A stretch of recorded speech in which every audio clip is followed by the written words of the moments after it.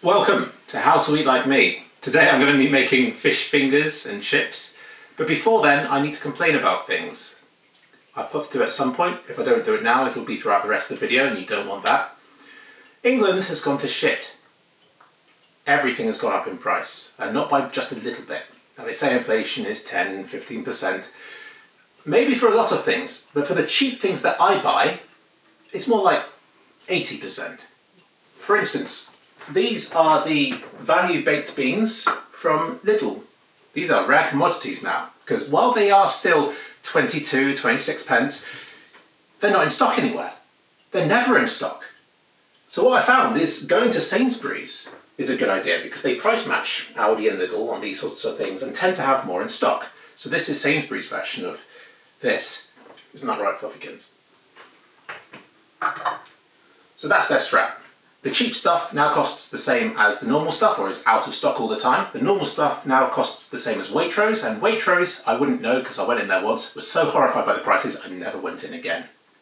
So yeah, it just was to complain about that, because while I am very critical of lots of things in England, the prices of food was always something I praised the country for. I was like, well, at least everything's cheap.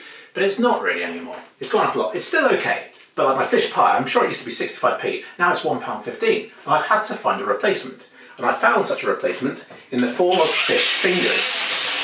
Or more specifically,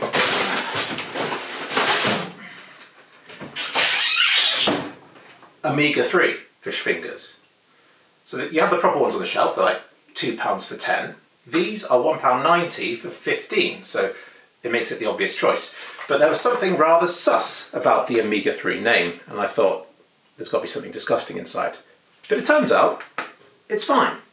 What it is Alaskan pollock. And I looked up pollock, and it's a really cheap fish to fish.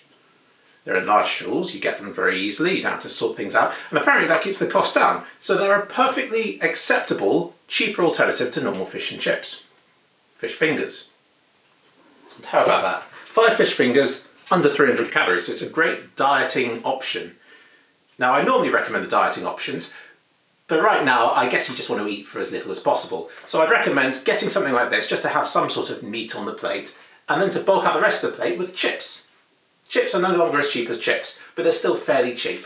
I normally get the skinny fries, but I've treated myself to the crinkle cut. I can't remember how much they are specifically. They're somewhere between £1 and £1.50 for a big bag. So it does you a few meals and it does fill you up. So that's good to bulk the plate out with.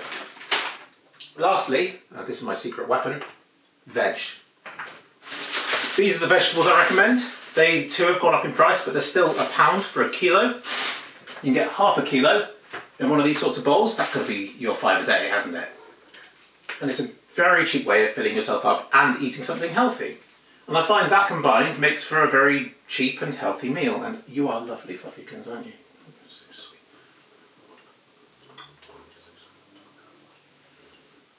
This right here is an oven. I tend to avoid it because it takes so long to make the food, but it is handy for these sorts of meals. I use my phone and just say, Google, set an alarm for 35 minutes, and I go off and do something for 35 minutes. Well, it takes 35 minutes. I can't think of anything I could talk about on video that would take 35 minutes to do. But then you come back at the end and the food is done. So here are some fish and chips that I made earlier.